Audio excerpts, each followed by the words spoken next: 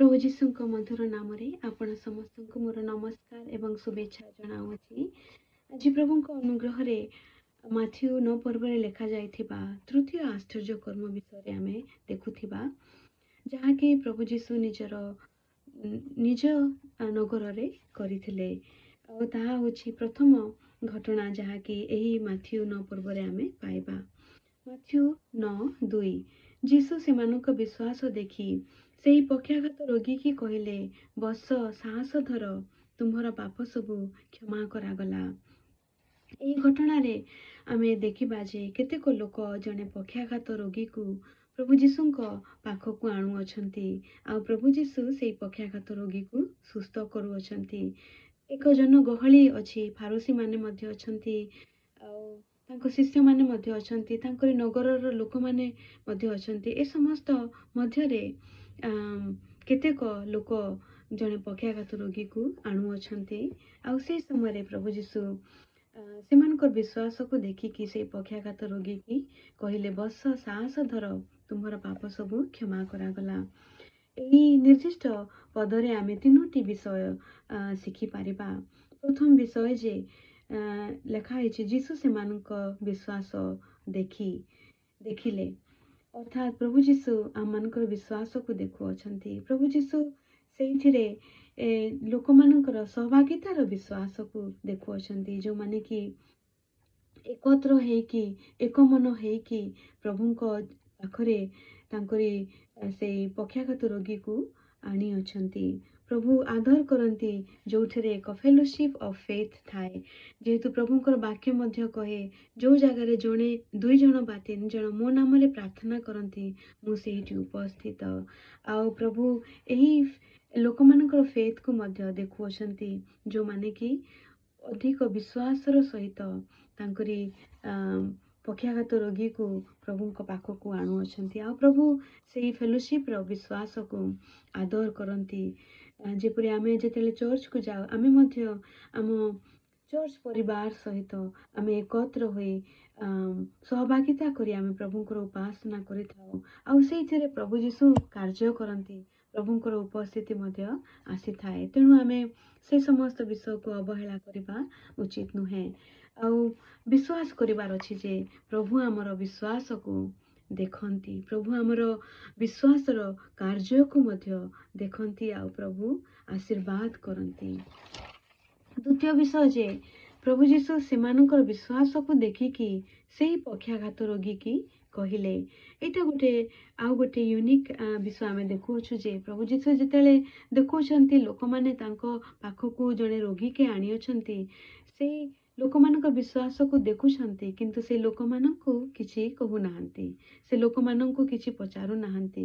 କିନ୍ତୁ ପ୍ରଭୁ ଯୀଶୁ ସେଇ ପକ୍ଷାଘାତ ରୋଗୀକୁ କଥା କହୁଛନ୍ତି, ରୋଗୀ ସହିତ କଥା କହୁଛନ୍ତି।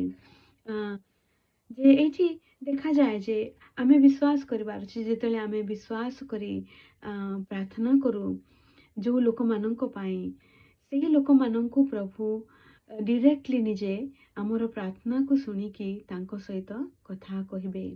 ଆମକୁ ଯେତେବେଳେ ଆମେ ଦିନ ରାତି ଆମର ପରିଜନଙ୍କ ପାଇଁ ପ୍ରାର୍ଥନା କରୁଅଛୁ, ବା ରୋଗୀମାନଙ୍କ ପାଇଁ ପ୍ରାର୍ଥନା କରୁଅଛୁ, ବା ଯେଉଁମାନେ ଅବାଟରେ ଯାଇଅଛନ୍ତି, ଯେଉଁମାନେ ପରିତ୍ରାଣ ପାଇନାହାନ୍ତି, ସେମାନଙ୍କ ପାଇଁ ଯେତେବେଳେ ଆମେ ପ୍ରାର୍ଥନା କରୁ, ପ୍ରଭୁ ଯୀଶୁ ଆମର ପ୍ରାର୍ଥନାକୁ ଦେଖିକି, ଆମର ବିଶ୍ୱାସକୁ ଦେଖିକି ସେହି ଲୋକମାନଙ୍କ ସହିତ ନିଶ୍ଚିତ ରୂପେ କଥା କହିବେ, ସେହି ଲୋକମାନଙ୍କୁ ସେ ସ୍ପର୍ଶ କରିବେ, ସେହି ଲୋକମାନଙ୍କୁ ସେ ନିଜେ ଇଣ୍ଟରାକ୍ଟ କରିକି ତାଙ୍କର ଜୀବନରେ କାର୍ଯ୍ୟ କରିବେ। ଆଉ ତୃତୀୟ ବିଷୟ ଆମେ ଦେଖୁଅଛୁ ଯେ ପ୍ରଭୁ କହୁଅଛନ୍ତି, ବସ, ସାହସ ଧର, ତୁମ୍ଭର ପାପ ସବୁ କ୍ଷମା କରାଗଲା। ଏଇଥିରେ ଆଉ ଗୋଟେ ସୁନ୍ଦର ବିଷୟ ଦେଖୁଅଛୁ ଯେ ପ୍ରଭୁ ଯୀଶୁ ସେ ପକ୍ଷାଘାତ ରୋଗୀକୁ କୌଣସି ଅନ୍ୟ ବିଷୟ ପଚାରୁନାହାନ୍ତି, ଯେ ତମେ କେତେ ଦିନରୁ ପୀଡ଼ିତ ଅଛ, ଆଉ କ'ଣ ପାଇଁ ତୁମେ ଆସିଅଛ ମୋ ପାଖକୁ, କୌଣସି ବିଷୟ ସେ ଅନ୍ୟ ବିଷୟ ପଚାରୁନାହାନ୍ତି, କି ପକ୍ଷାଘାତ ରୋଗୀ କଥା କହିକି ସେ ଅପେକ୍ଷା ବି କରିନାହାନ୍ତି, କିନ୍ତୁ ଡିରେକ୍ଟଲି ସେ ପକ୍ଷାଘାତ ରୋଗୀକୁ କହୁଛନ୍ତି ବିନା ପଚାରି ଯେ ତୋର ପାପ ସବୁ କ୍ଷମା କରାଗଲା। କାରଣ परमेश्वर अंतर्जामी प्रभु अटंती। प्रभु जीशु आमर गभीर विषय सबू अदेखा विषय सबू को से देखी पारती। आउ एठिर जना पड़ुछि जे बोधे से पक्षाघात रोग एही लोक को तार निजर पाप जोगु हेतला और से पाप क्षमा न हेथिबारु तार कन्सिक्वेन्स तार शरीर रे गोटे पक्षाघात रोग हिसाब रे बास करुथिला। आउ तेणु कर प्रभु मूल को जाउछन्ति डायरेक्टली आउ तार पाप क्षमा करा गला बोली कहउछन्ति। जेहेतु प्रभु ऊपर रे कार्य करिवार परमेश्वर नुहंती आमको आंशिक भाव रे सुस्थता देवा पाई चाहती नाही किंतु से संपूर्ण भाव रे सुस्थता देवा पाई चाहती। संपूर्ण आमनकर जीवन रो भितरे थिबा गभीर विषय जो सब जड़ रखी धरी अछि आ आमको कष्ट दउछि से जड़ को प्रभु जीशु बाहर करि देवा पाई चाहती। सेति पाई से कहउछन्ति जे तोर पाप सब क्षमा करा गला।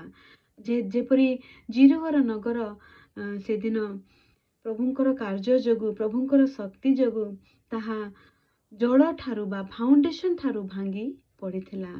सेही परी करिबार परमेश्वर अटंती आमर प्रभु जीशु आमनकर पिता ईश्वर जे कि आमर जीवन रे थिबा पापर प्रत्येक मूल कारण को बाहर कर देवा पाई चाहती एवं आमको संपूर्ण भाव रे सुस्थता को देवा पाई चाहती। आमर प्रत्येक एस्पेक्ट रे आमनकर प्रत्येक जीवन रो भाग रे प्रभुंको कार्य से करिवा पाई चाहती आ सुस्थता देवा पाई चाहती। प्रभु आमनको आशीर्वाद करंतु एही वाक्य द्वारा जेपरि आमे एही वाक्य रे आमे देखिलु जे प्रभु आमनकर विश्वास को देखंती आ प्रभु आमनकर विश्वास देखिकी अन्य सही लोक मानक सहित कथबार्ता करिवे जो मानक पाई आमे प्रार्थना करूछु से मानक मध्य रे कार्य करिवे प्रभु से मानक प्रभु स्पर्श करिवे। आ तृतीय विषय जे जेतेले आमे प्रभु जीशुंक पाखक आसु प्रभु आमर जीवन रो पापर जड़ को बाहर कर देवा पाई समर्थ अटंती आ से चाहंती। प्रभु आमनको आशीर्वाद करंतु। धन्यवाद।